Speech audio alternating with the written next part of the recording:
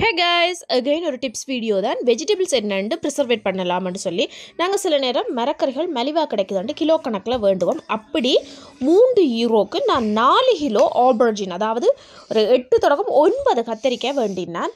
ஒரு நாள் பாவிக்கலாம், அடுத்தடுத்து தொடர்ந்து பழுதாக பார்க்கும். ஸோ அந்த மாதிரி டைமில் இது என்ன செய்யலாம்னு யோசிக்கும் போது எனக்கு தோன்றின டிப் தான் இதை உங்களோட ஷேர் பண்ணுறேன்.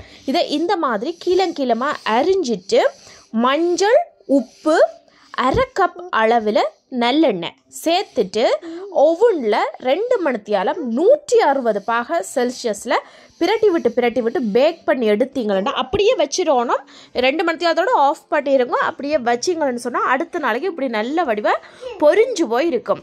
இதை தனித்தனி பேக்கில் போட்டு கட்டிட்டு நீங்கள் ஃப்ரீஸ் பண்ணினீங்கன்னு சொன்னால் உங்களுக்கு எப்பப்போ தேவையோ அப்பப்போ நீங்கள் பொரிச்ச குழம்போ ஏதாவது ஒன்று செய்து கொள்ளலாம்.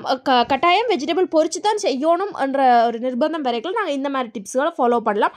மரக்கறியும் பழுதாகாது, வேஸ்டேஜ்களை குறைச்சிக்கொள்ளலாம். இன்னும் ஒரு டிப் வீடியோவில் பார்ப்போம். until then take care, bye. Don't forget to subscribe to our channel.